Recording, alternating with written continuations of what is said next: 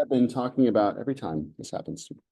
We have been talking about Newman projections, about how molecules can spin around, and it's really hard to draw molecules that spin around on a piece of paper. So this guy Newman was like, hey, what if we don't look at the molecule from the side? What if we look at it from the end and we can see the things moving around? Talked about that for ethane and propane. The last one I want to bring up is Newman projections for butane.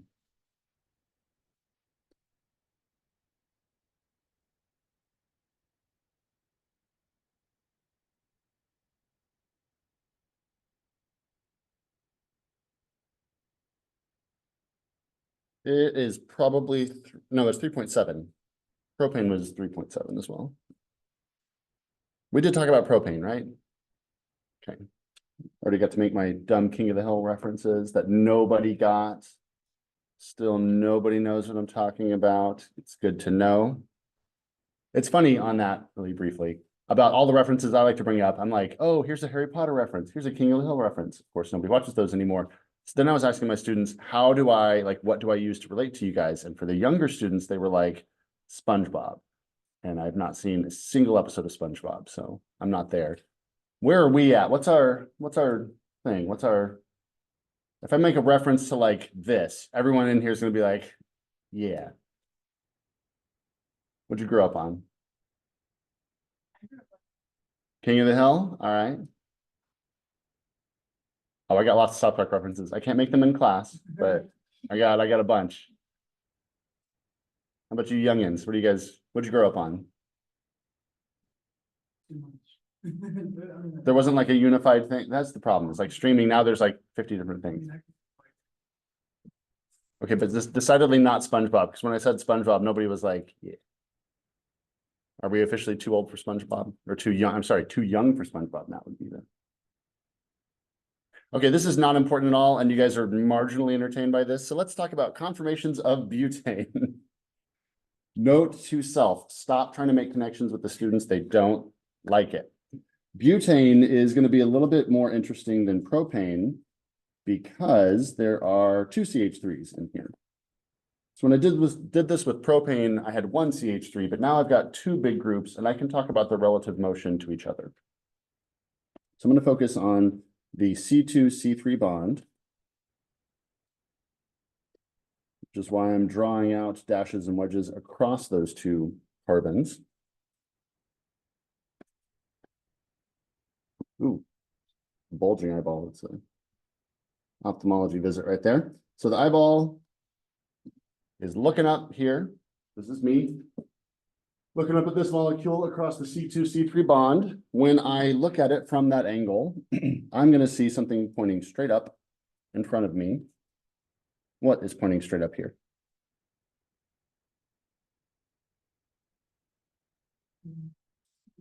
The CH3. And then to my right is the hydrogen on a wedge. To my left is the hydrogen on a dash. Is this molecule in its current conformation staggered or eclipsed, do we think? Staggered. Very good. Why do you say that, Miguel? Yeah, they're overlapping. So the carbons are overlapping each other, but the thing in front, the methyl group, is facing straight up. The thing in back is facing straight down. So from my perspective, they are pointing away from each other, and that's why they're staggered. It's these groups that are letting me know that it's staggered. Hydrogen on a wedge is on my right. Hydrogen on a dash is on my left from the perspective I put myself in here. This is staggered.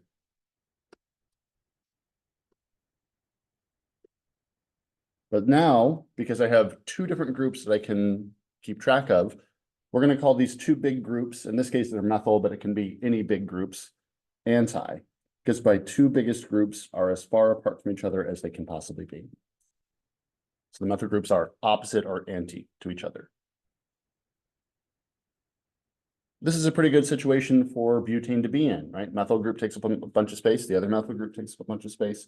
So putting them opposite each other is a good idea. What we're going to do is now twist these around to bring those methyl groups close to each other. So what I'll do is I'm going to leave that front carbon the same and move the back carbon.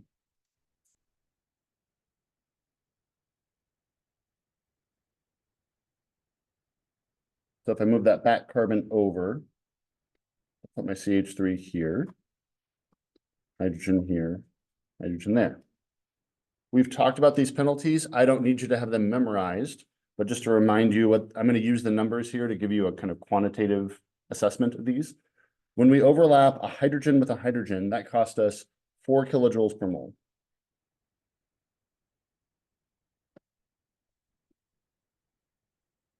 When we overlapped a methyl group with a hydrogen,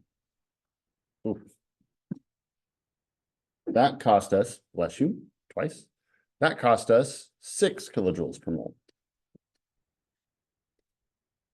And so what we're recognizing here is overlapping a hydrogen with a hydrogen, they're pretty small, not so bad. Overlapping a hydrogen with a methyl group that takes up space, bigger penalty. It's harder to put bigger things next to each other. So what do you think is going to happen whenever I get methyl group overlapping a methyl group? They're going to fight, right? Because they take up way too much space. The two of them are going to overlap a lot. So 6 kilojoules here, 4 kilojoules there, 6 kilojoules there. This is an eclipsed conformation. What is the total energy difference between these two molecules? 16, right? 6 plus 6 plus 4, or 4 plus 6 is 10, plus 6 is 16. So this eclipsed conformation costs us 16 kilojoules per mole, higher in energy or less stable.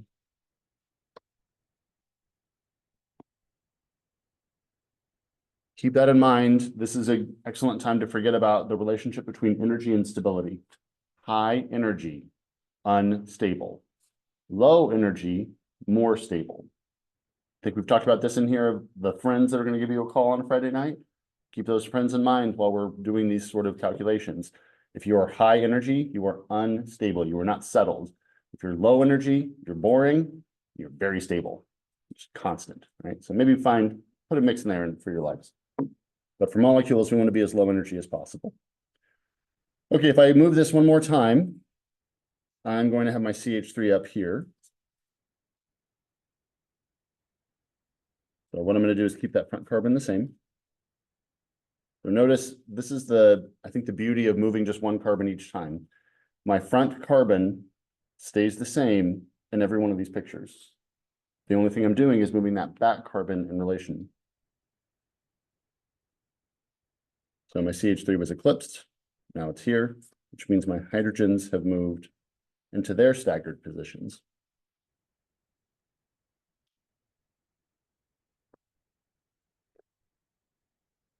Is this staggered or eclipsed? Staggered.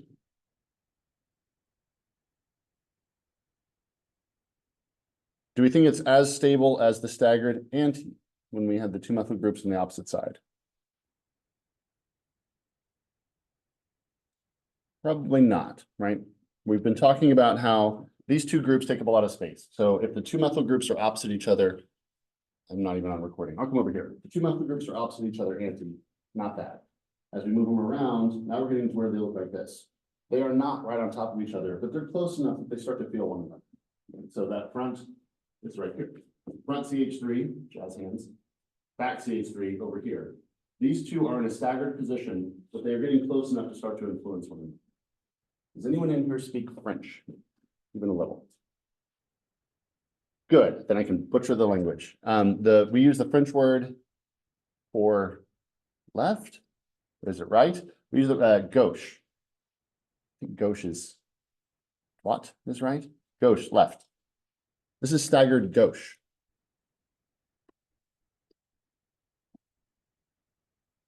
I do not know why the French were able to name this. Newman was not French, but we use gauche to say they are close to each other, maybe just to the left of one. I don't know where that comes from. But staggered gauche does incur a little bit of a penalty. When we put these two CH3s together like that, it costs us 3.8 kilojoules per mole. So we're kind of recognizing how big the methyl groups are. When I put a methyl and a hydrogen eclipse to each other, it's 6 kilojoules per mole. When I put two CH3s near each other, not on top of each other, but just near each other, it costs us 3.8 kilojoules per mole. Let's spin it one more time. Once again, these arrows made up. my arrow, not an organic chemistry arrow. Totally should be an organic chemistry arrow though, because they're whimsical. And what is this class if not whimsical? Last thing we're going to do is move that move that methyl group from off to the side to eclipsing the other methyl.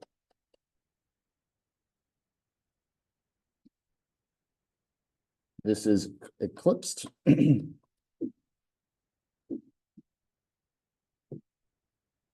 we have these two hydrogens, so we have two hydrogens overlapping here that cost us 4. We have two hydrogens eclipsing over here, that costs us 4. Anybody want to take a guess what a methyl on methyl eclipse costs us? 8. You can't afford my methyl eclipse. Price is right. Okay, we don't want to play. 6 kilojoules per mole when a hydrogen is overlapping a methyl group. I like where Miguel was going with this, saying, well, it's probably going to be higher than that, 8. It's 11 kilojoules per mole. Oh, that's so much energy.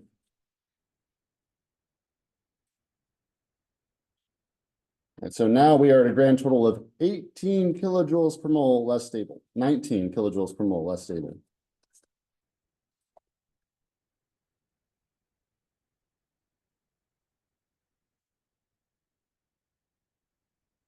That's a frowny face.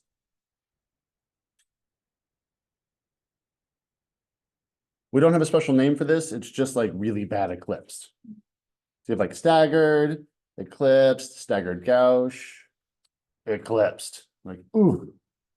We do not want to put these two methyl groups behind each other. In this situation, we have the two largest groups are eclipsed. That equals the least stable conformer.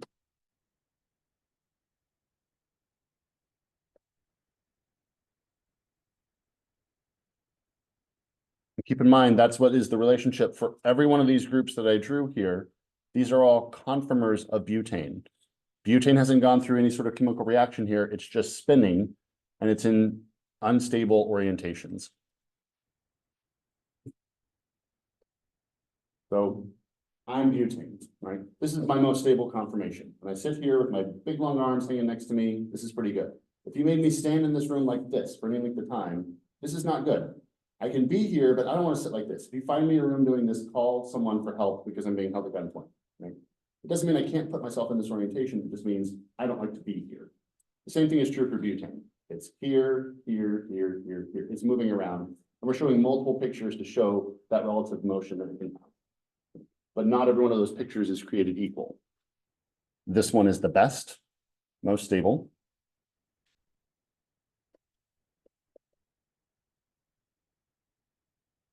This one is the worst, the least stable, the highest energy.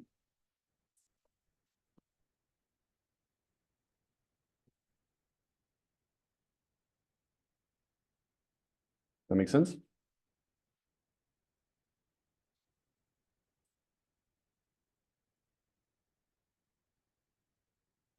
It's like when Squidward that one time on SpongeBob I don't know, he did a thing probably. You have a quiz on Wednesday. Would you like to see how I'm gonna ask a question about this? That's not even, okay, a couple of us are getting animated about that. Good. Let's try one.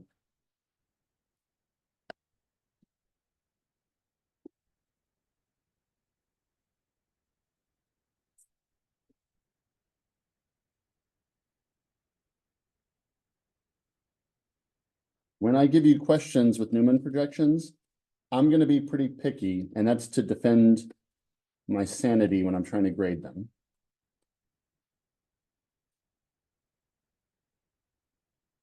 So you're going to see, I'll put it all in black and white because that's how it's going to look in the quiz. You're going to see an eye with the dotted line staring laser beams at a molecule every time I give you a Newman projection. And then you're going to see some specific language up here that says, draw, in this case, the most and least stable conformers.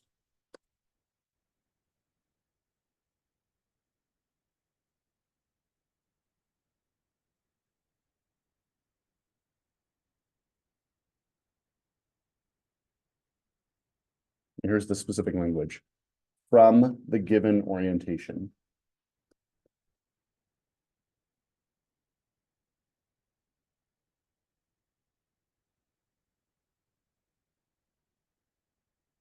I need you to stick with that because if you guys start drawing these looking from one side versus the other side versus upside down, think about poor old, you probably don't think about this, but I'm a human being too, and I have to grade all of your papers. And if you're throwing every which direction at me, I am liable to make some mistakes here.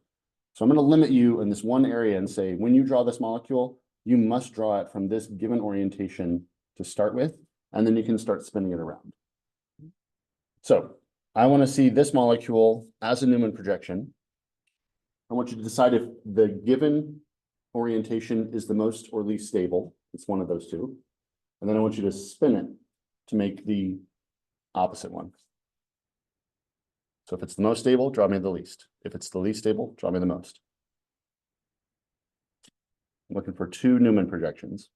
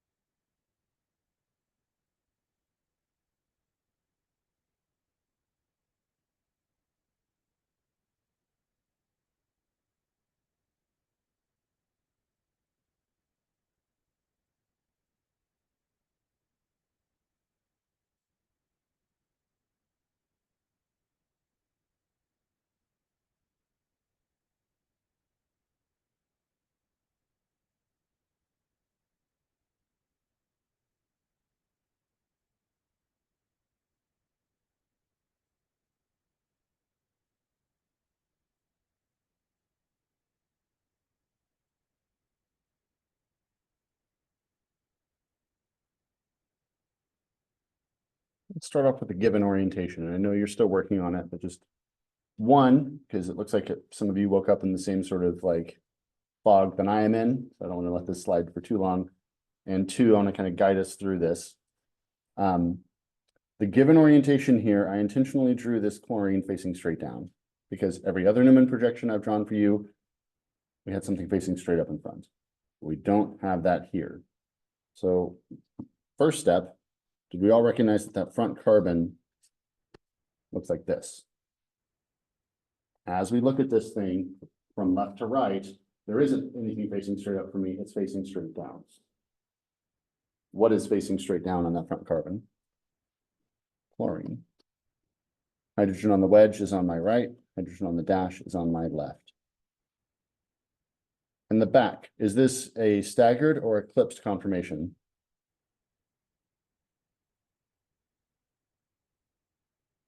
Vicky, you got a thought? Staggered? Yeah, the CH3, so the Cl is facing straight down in the back. The CH3 is facing straight up. I'm sorry, Cl is facing straight down in the front.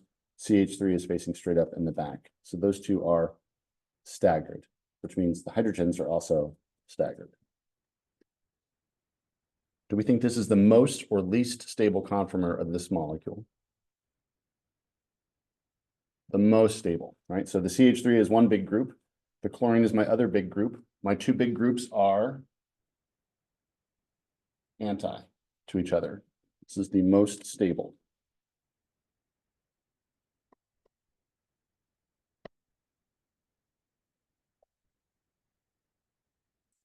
Call it staggered, anti, or just anti. You want to be quick about it. So in order to turn this into the least stable, what kind of conformer should I be drawing? Eclipsed. What atoms should I be eclipsing? The CH3 with the Cl. All right, so I want to take my big group here and eclipse it with a chlorine on the other side. I'm going to keep that front carbon the same.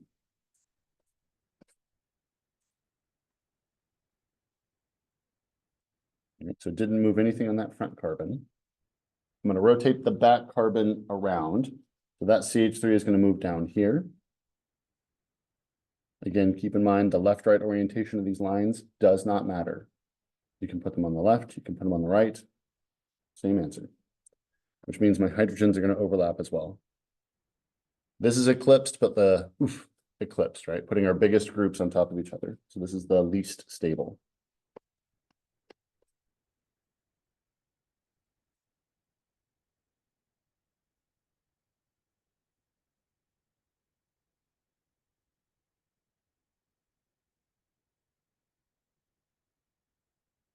Questions about drawing Newman projections and figuring out who is the most or least stable. You've seen enough. Oh, sorry.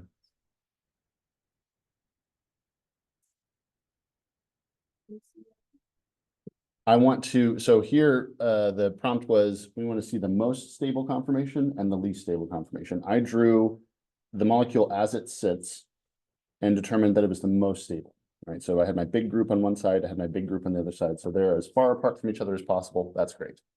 So then I was thinking, how do I make this molecule as uncomfortable as possible? And that would be to bring my two biggest groups on top of each other. So if the chlorine is facing down and the CH3 is facing up, what I did is I just rotated the CH3 down to where they're overlapping with each other. So that's why I moved these down, to give them a lot of steric hindrance, a lot of bulk running into each other. You've seen enough questions from me that you know this type of question is catnip, right?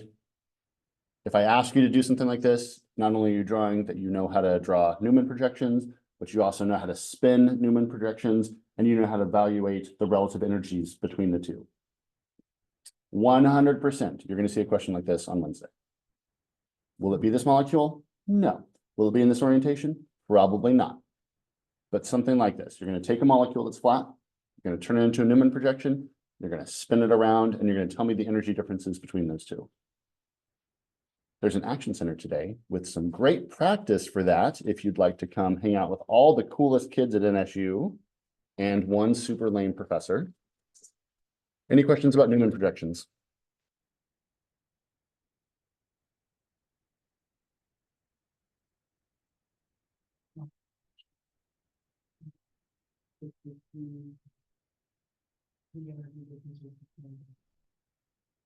Yeah, how do you determine the energy differences? So in your homework, so I'm not going to ask you to quantitate the energy differences. The homework will. So you can kind of skip that part if you want to, but if you want to know where those numbers come from, there are lists of something called A values, where you can figure out what does it cost to put a methyl group on top of a methyl group. You'd look up the A value for that, and you'd see that it's 11 kilojoules per mole. I'm not interested in you guys memorizing a big table of values. And so I want you to do this more qualitatively, where you look at this structure and you say, this looks good, this looks really bad. We could put numbers to it, but I'm not as concerned about that. So you're not No, I won't ask you the numerical data. Right. And it's not that the numerical data is not important. It's that what I want you all to be able to do is use the theoretical knowledge of Newman projections to be able to say, this will be higher in energy. I don't even know the A values for these, right? A methyl with a chlorine is a look-upable number. I don't even know what it is. But it's not going to be as bad as, say, a methyl-methyl, because a chlorine's a little bit smaller than a methyl, right? Chlorine is a big atom, but it's not three-dimensionally structured. So I bet you this is somewhere between 11 and 8 kilojoules per mole. It's a good question. Others? Okay. Let's move on to chapter 4.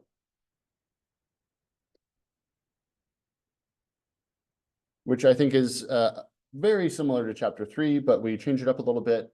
We finished chapter 3 with this whole idea that alkanes can spin freely. And so that's what we're looking at with Newman projections, is if you can spin around a bond, we need to be able to convey that information. What happens if you can't spin around a bond? The only time you'd be able to not do that is if you took your linear molecule and turned it into a ring.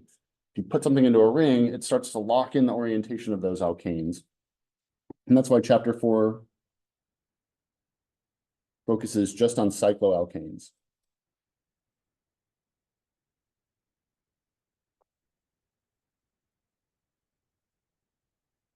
First thing we're going to do is talk about naming, and then we'll get into some energy differences. I'm going to go through the naming about as thoroughly as I did. I'll start to take out some supports here, but all of the naming conventions we're going to use follow alkane naming conventions. We're going to just tack on suffixes, or in this case, a prefix of cyclo. But you'll notice as we move through class, I'll start to pull out more and more steps out of the naming convention because it'll just be familiar at that point. All right, how many carbons in my triangle over here? 3. In fact, you used to know this is a triangle. This is no longer a triangle. This is now cyclopropane. So anytime you see a triangle out in nature, you can be like, oh, look, there's a cyclopropane there, because I have been brainwashed to think about everything being organic chemistry. Bless you. This used to be a square. Cyclobutane. Remember when it used to be a square? Those were fun days.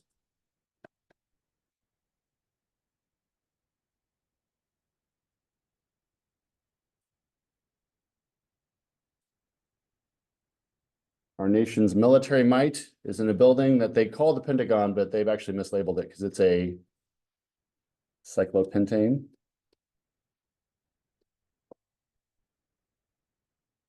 And now that we have a space force, they probably need to actually knock the building down and build up a hexagon, because now there's 6 branches to the military, because Space Force is hilariously a thing. What should I call this molecule? Cyclohexane.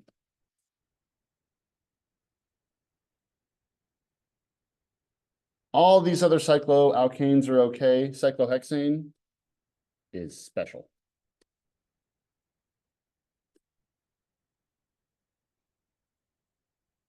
I don't know how you smile with a word bubble, but this cyclohexane managed to do it. We're going to spend about this much time talking about all other cycloalkanes and this much time talking about cyclohexane, because cyclohexane is crazy stable. It takes on this 3-dimensional shape that we will talk about later on. So just for now, hexagons, you may be aware that this class is obsessed with hexagons. If you've ever seen, they make special notebooks for this class that is like hexagon lined paper. I don't recommend it, but it's cute. The reason that we like hexagons so much is this molecule is very, very, very stable. 6 is a magic number in organic chemistry. Before we get to hexagon, though, let's talk about how to name these things if you have any other groups added on to our cyclopropanes, butanes, pentanes, hexanes, heptanes, so on and so forth. And like we did previously, the first thing we're going to do is count carbons.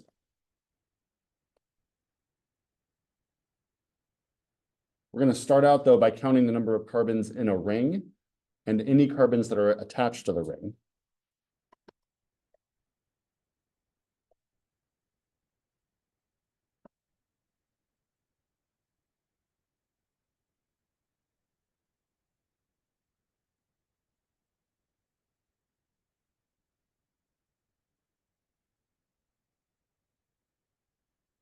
I'm going to draw 2 examples here. I normally write this out at first, and it's a word salad. So what we're going to need to figure out is, do we have more carbons in a ring, or do we have more carbons attached to the ring? Because that's going to change up the name of it.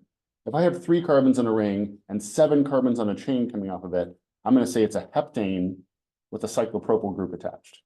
If I have 7 carbons in a ring and only 3 attached to it, I'm going to say it's a cycloheptane with a propyl group attached. And that is a word salad coming out. I'll write all that down for you here in a second, but let me show you what I'm talking about. Here is a, ooh, that's ugly. Here is a cyclopentane with what attached to it? Methyl. So there's a 1 carbon unit attached to a 5 carbon ring. I'm going to name this molecule a 5 carbon ring. 1, 2, 3, 4, 5. With that as a substituent. So this is going to be called methyl cyclopentane.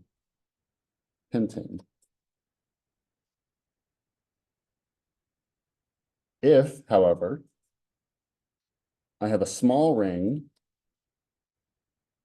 with a relatively large chain coming off of it, like this, where I have 1, 2, 3, 4 carbons in my chain and 3 carbons in the ring, I'm going to call this molecule a butane, but it's clearly not butane because it has this ring attached to it. So this is going to be a substituent at this point. The name of this molecule, cyclopentane, got the suffix. It was the parent name because it had a bigger ring. The name of this molecule is going to be butane with a cyclopropyl group attached.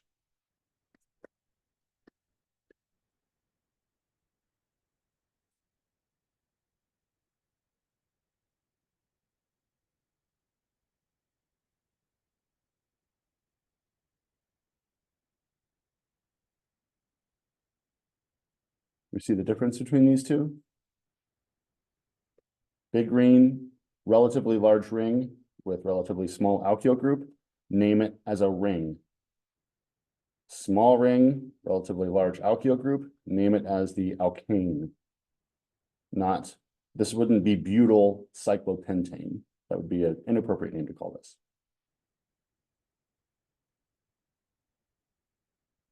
Do I need to put that into words, or is this enough with the example? Whichever structure is bigger gets the parent name.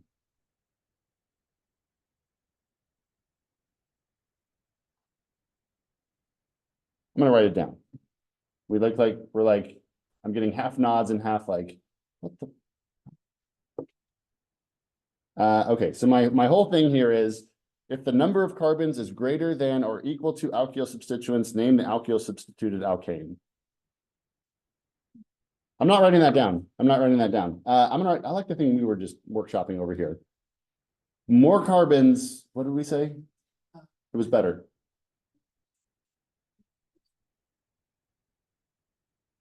More carbons gets the suffix. How about that? Yeah? More carbons gets the suffix. So if you have more carbons in the ring, it's a cyclopentane. If you have more carbons in the chain, it's a butane. Is that confusing? Let's try it. More carbons. It's the suffix. Yeah, I don't like that. It's not good. So that you said big ring, small ring is this, and you said small ring, big ring is. Yeah, and that gets confusing too, though. Do we like that better? Okay, here, we're gonna try again. We're gonna try again.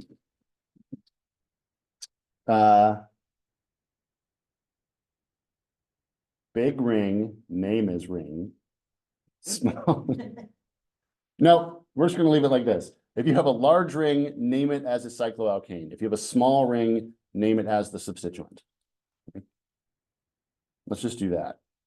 And then we're gonna walk away from this. My phone is just, watch is just tapping me constantly over here, and I'm not as focused anyway. That's a problem. I'm going to move on. So now that we have thoroughly confused ourselves with how to name alkanes versus the substituents, the next thing we're going to do is number these things. So step 2 is to number the substituents.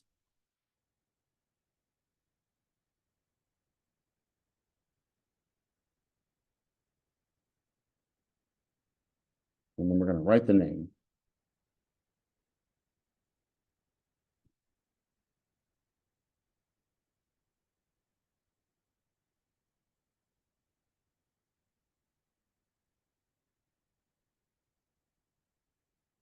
Let's see how my confusing directions went for us here. Should I name this as a methane with stuff attached to it, or should I name this as a cyclohexane with stuff attached to it? Cyclohexane with stuff attached to it, right? Because there are 6 carbons in the ring. I only have 1 carbon on each side. So it would be weird to say, oh, this is like a methane. And then you say, well, wait, methane's CH4. This is definitely not methane. It looks a lot more like cyclohexane, so I'm going to name it as a cyclohexane. How should I number this thing? Besides very carefully. Start at the top, sure. 1, Noelle, should I go clockwise or counterclockwise? Clockwise. 1, 2, 3. I like the way you're numbering this. Why is 1, 2, 3 better than, say, going counterclockwise?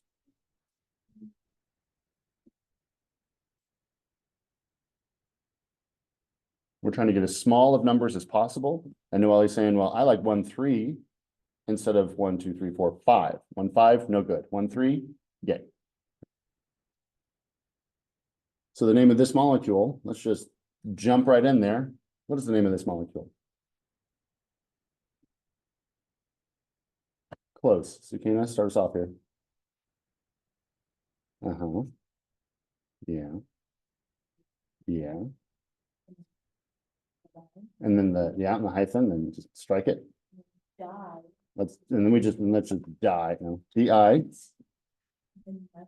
dimethyls, because there's 2 methyls. Cyclohexane. I'm going to keep trying to put that in red just to show you that I am naming this molecule as a cyclohexane. I'm doing that because there's more carbons in the ring. So cyclohexane gets the suffix, the parent name of the molecule.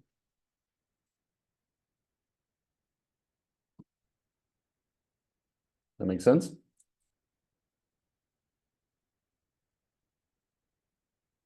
Give me like 1 blink if that makes sense.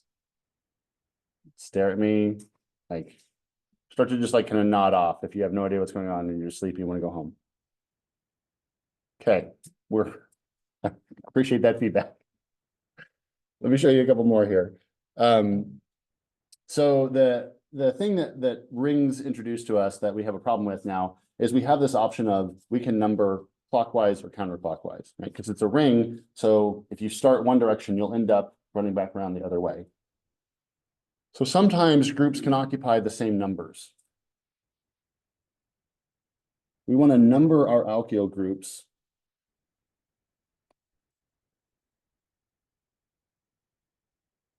that could occupy the same numbers.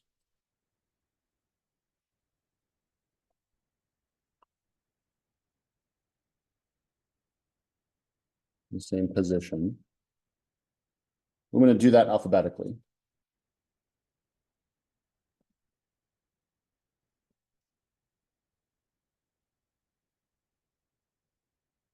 So for instance,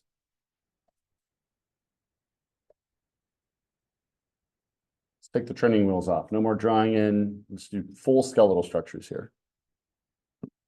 What's the parent name of this here molecule?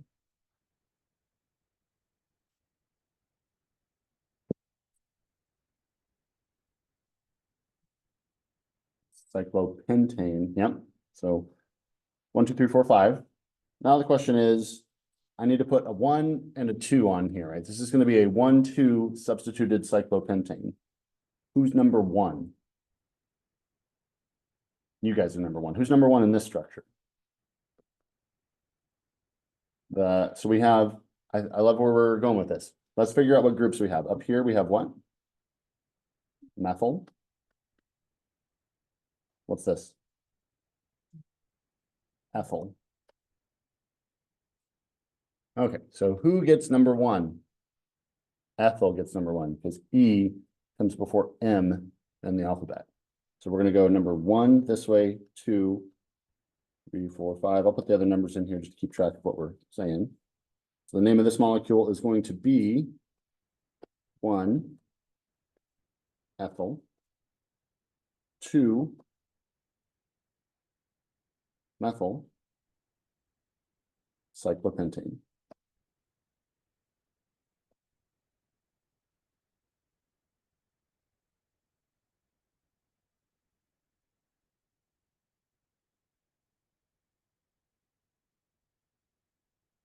If I could use space at all. Put this underneath, I'm gonna stick it in the corner over here.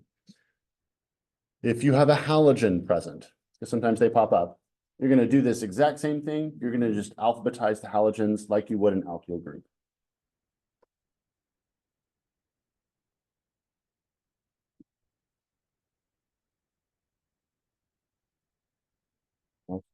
Alphabetize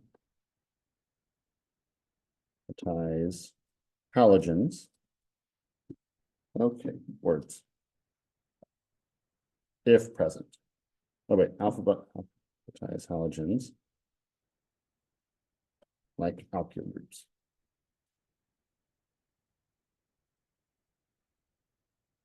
I know I ask you this every time I bring it up, but because we don't talk about them so frequently, what's a halogen?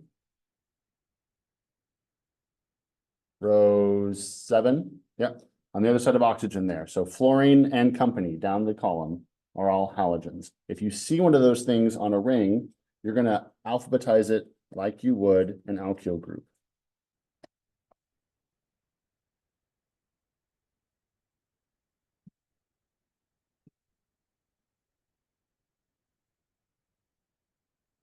What halogen do I have on my ring? Bromine.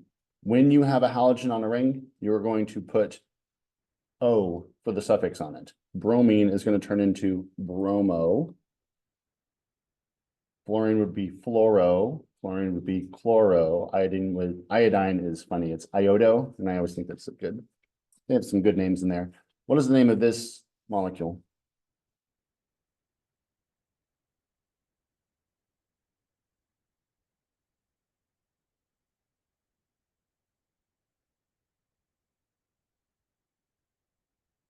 Who's going to get the #1 spot?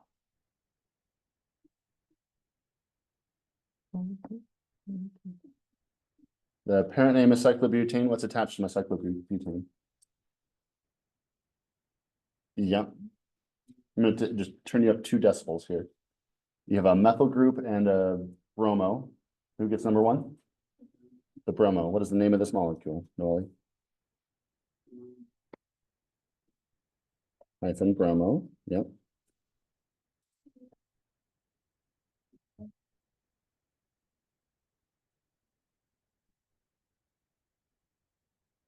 Cyclobutane. Fantastic. Easy money.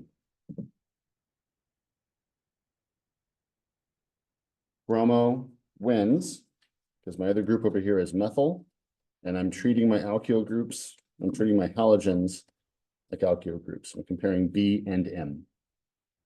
Bromo comes first.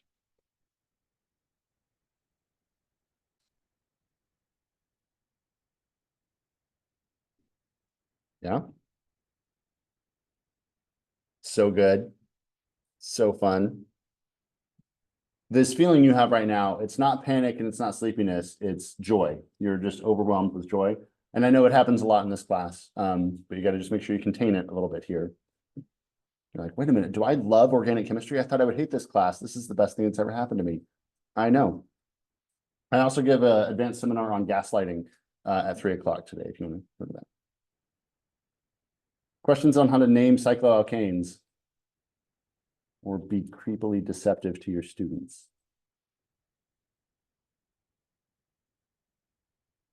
Okay, naming again is this comfort zone. I hope many of you see that naming is very formulaic and is quite approachable. I still want you to practice it, right? Don't just put it to the side and say, oh, that was easy. Make sure you can name. There will be naming questions, but naming is not chemistry. Naming is how we talk about chemistry. So let me show you some actual chemistry, which is cycloalkanes have this consideration. Since they aren't freewheeling conformers anymore, since we lock them in, it means that we have now going from a straight chain molecule to a cyclic molecule, we have sides to this. I wouldn't talk about sides of a string because you can just rotate it around and it doesn't make any sense. But when I take a string and I turn it into a loop, now my head is on one side of this loop and my feet are on the other side. And I can't just flip them, right? I'm not flexible enough to put my feet up above the ring and my head down below the ring. I am stuck in this orientation for the rest of my days. I will pull something. Some of you might be able to do this, but I and cycloalkanes can't. Head above, feet below. And this three-dimensional difference between the two leads to isomerism. In this case, a new type of isomerism called cis-trans isomerism.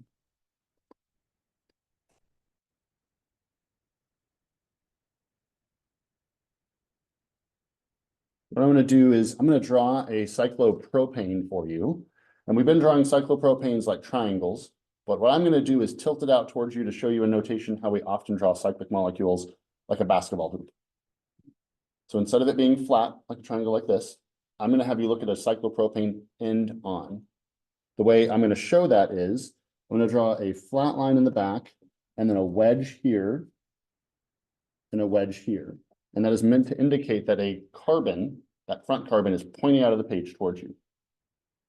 So pretend like you could shoot a basketball. Anybody see the All-Star Pro game or hear about it? I'm not a basketball fan, but they scored a combined like 480 points or something. It was basically just people like shooting baskets. Pretend like you are the all-star basketball team shooting a hoop into a cyclopropane, facing you like a basketball hoop.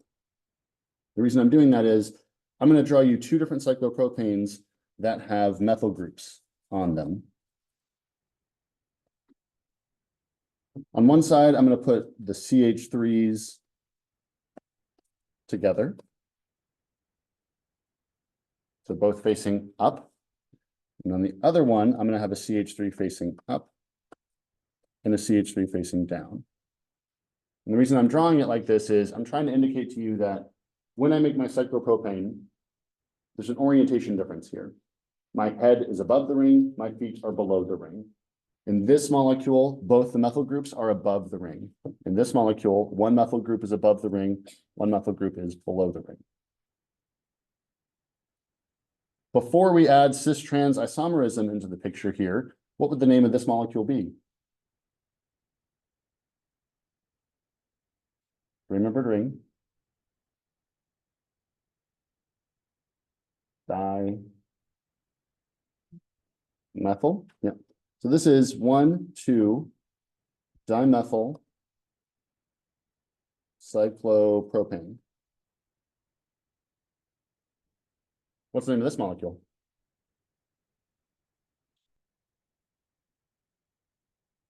Not wrong. It's the same thing. This is 1,2-dimethyl cyclopropane.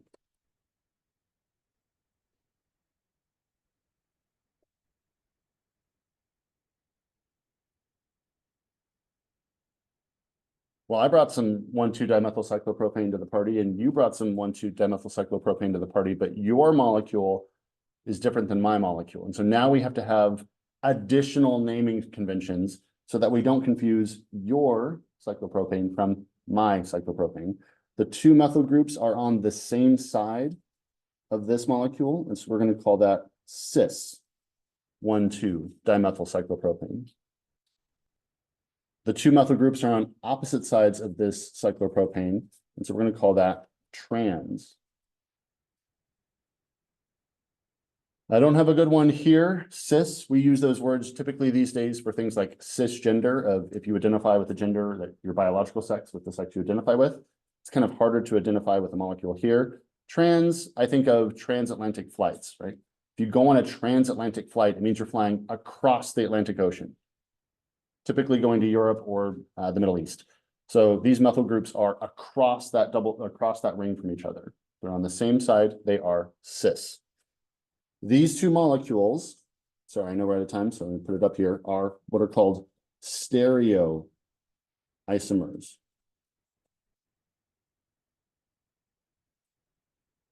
Stereoisomers are molecules, structures that are different in three-dimensional orientation.